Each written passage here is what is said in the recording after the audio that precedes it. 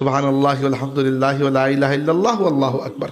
আবার বলছি, দাঁড়ানো অবস্থায় শুরুতেই 15, সূরা এবং কিরাত পড়ার পরে 10 হলো 25, রুকুতে গিয়ে 10 হলো 35, রুকুতে গিয়ে উঠে 10 হলো 45, সেজদায় গিয়ে 10 হলো 55, দুই সেজদার মধ্যখানে আরো 10 হলো 65, আর দ্বিতীয় সেজদায় গিয়ে আরো 10 হলো 75।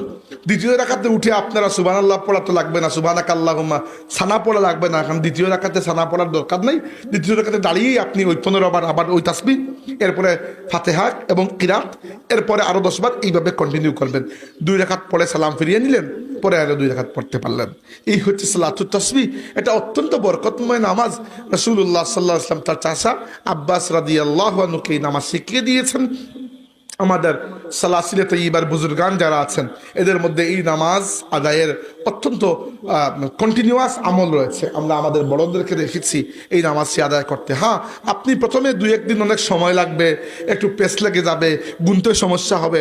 সমস্যা হলে একটু বেশি পড়ে নিলেন, সন্দেহ যদি হয় একটু বেশি পড়ে দিলেন, তাতে তো সমস্যা নাই। কিন্তু এই নামাজ অত্যন্ত বরকতময় একটা নামাজ। তাহলে একটা আমল আপনি পেয়ে গেলেন।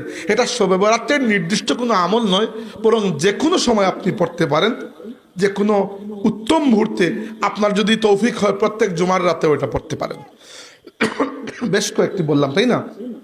এরপরে যদি আপনি ঘুমিয়ে পড়েন, ঘুমাতে পারেন একটু সময়, না ঘুমালে তো আরো ভালো, তাহাজ্জুদের নামাজ আদায় করলেন, পরবর্তী কিয়ামুল লাইল তাহাজ্জুদ আদায় করলেন। আপনি তাহাজ্জুদ সুন্নত হচ্ছে 8 রাকাত।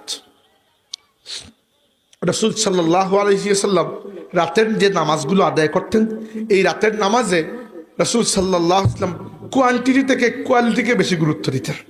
মানে রাকাত সংখ্যা কম থাকতো, 8 রাকাতে থাকতো মোস্টলি, কিন্তু ওই 8 রাকাতের মধ্যে আল্লাহর রাসূল যে রকম তারতিলের সাথে কোরআন তিলাওয়াত করতেন, আমাদের মা আয়েশা সিদ্দিকা রাদিয়াল্লাহু আনহা বলেছেন যে আল্লাহর রাসূল সাল্লাল্লাহু আলাইহি ওয়াসাল্লামের রাতের নামাজের সৌন্দর্য আমি তোমাদেরকে বয়ান করে শেষ করতে পারবো না।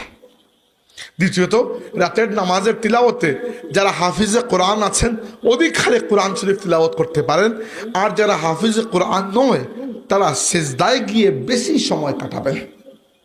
সেজদায় গিয়ে অনেক তাসবিহ পড়া যায়, বুঝতে পেরেছেন? কিন্তু এগুলো হতে হবে মাসনুন তাসবিহ, যেগুলো আল্লাহর রাসূল পড়েছেন সেই রকম কিছু। সেজদায় গিয়ে কোরআন শরীফ পড়তে পারবেন না, ওটা মাকরুহ।